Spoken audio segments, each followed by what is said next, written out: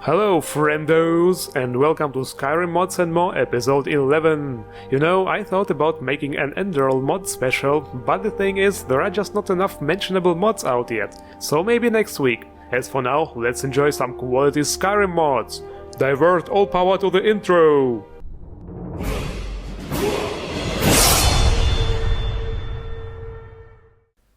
Let's start with the new shield mod, Rogue Shield by Visorium. Now you will probably think, this shield looks so plain and simple, why am I featuring it? What's so special about it?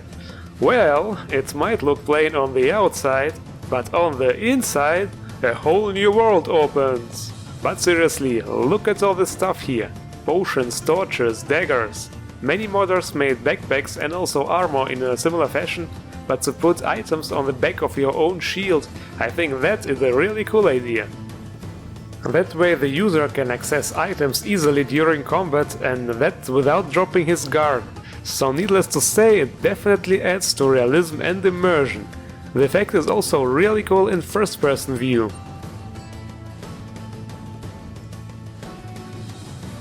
And since we started talking about immersion, the next mod aims to simplify and immersify looting of certain objects. It's called... Seriously? I can't. No.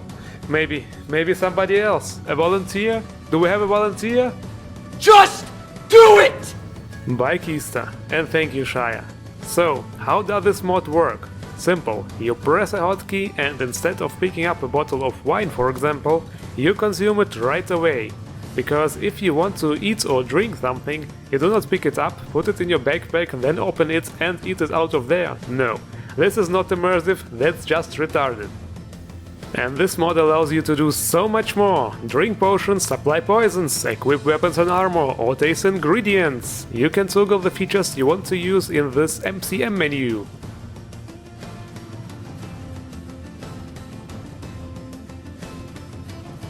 The only thing you can't do is consume ingredients which are not harvested yet, and that's not because this mod is bad, no, the author actually has a reasonable explanation here.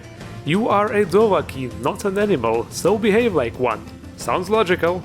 Don't know about you guys, but I think it's hilarious imagining the Dragonborn crawling around the field and chewing on plants. The next mod is somewhat martial arts related. You probably already guessed it, it's another unarmed animation replacer. MARIRO kickarts by MARIRO 666. At first I thought about beating up Nazim again, but nah, that's MXR's thing. Kari's nemesis is Ulfric, because we aim high, we want to be the High King of Skyrim. Well, looks like Ulfric wasn't very impressed here. Make it quick, I'm a busy man. The animations are all badass looking kicks, just as the name of the mod suggests, and they do look pretty good. Okay, admitted, the transition can be a little bit choppy and the charge attack can look a little bit funny, like you're sliding across the floor or something, so the mod could use some polishing on that aspect, but all in all, it's definitely enjoyable to use. Alright, it's time to go all out. Did you see that? This is what the two-handed charge attack looks like. Pure epicness.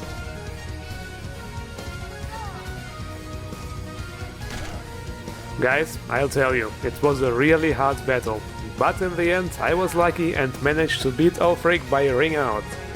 And so Ikari's dream finally came true. On that day he became the new High King of Skyrim.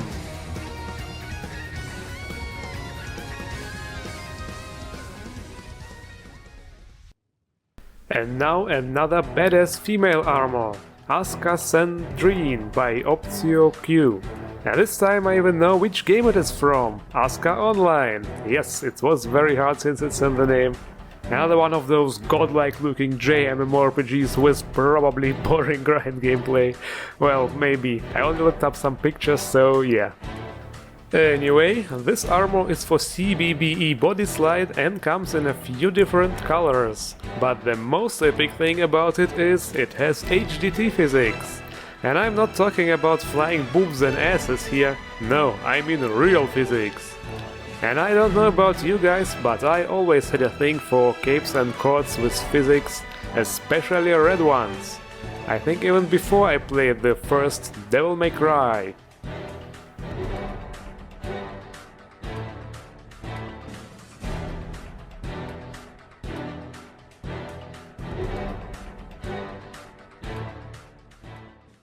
So, if I ask you if you know the Posh Mudcrab mod and you say no, I'll be heavily disappointed.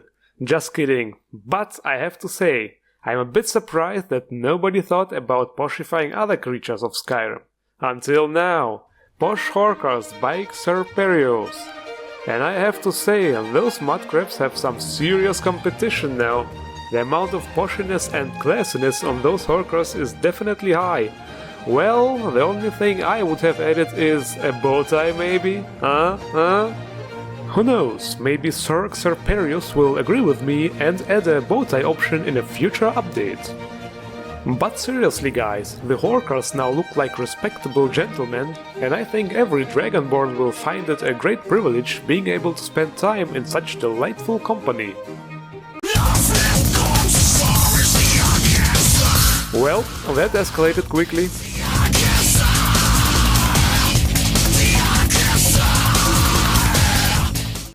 And now we have another big sophisticated player home mod, Caranthir Tower Reborn by DarkFox127.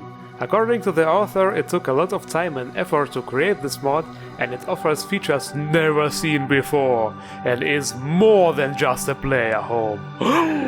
Well, I would say let us see if it can live up to the expectations. First things first, we have to find the tower. On our travels, a mysterious man will find us and hand us a note, before disappearing. You there. I have something for you. Who I am is not important. What is important is that you take this note. Read it out of sight. People could be watching. And here's where the interesting part starts. Once we arrive at the specific locations, we have to solve the first riddle, defeat the Guardian and finally unearth the tower.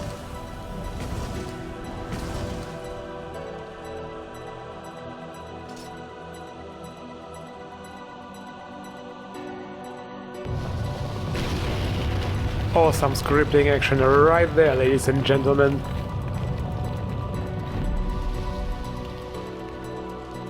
Once inside, you will notice that the tower is in a pretty bad shape, and your first objective will be to get the forge up and running again. For that you will have to solve more puzzles, no quest markers obviously, and that means you will have to search every square inch of the tower looking for interactable objects, and also use your brain and combination skills a lot.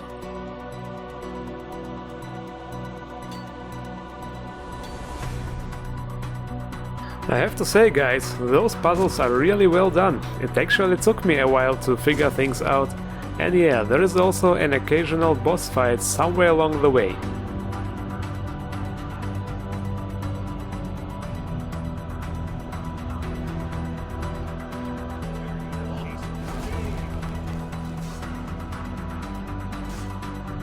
Once the forge is operational again, you will be able to recruit a forge master with this ledger here.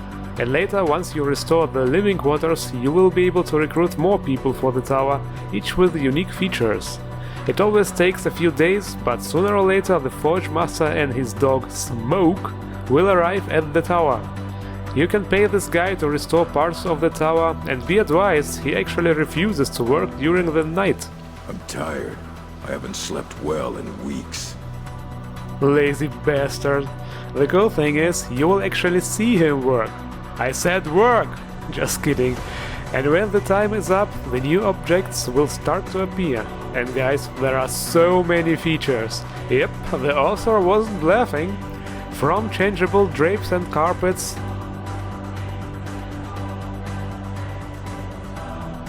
to a conjuration station where you can get permanent summons, which you unlock by finding those snow globes hidden around the area. The summons will follow you until they die.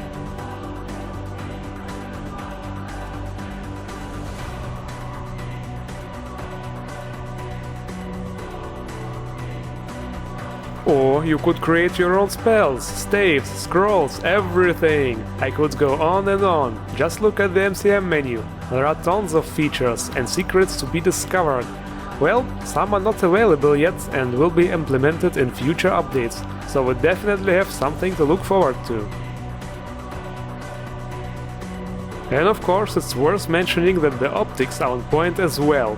Every room has its own unique flair and the correct amount of decorations to look well decorated and organized and yet give you enough room and not to look too cluttered at the same time.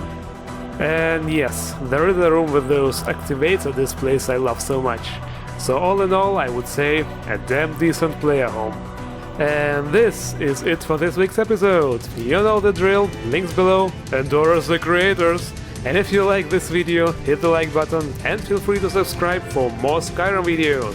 Thank you all for watching and see you around!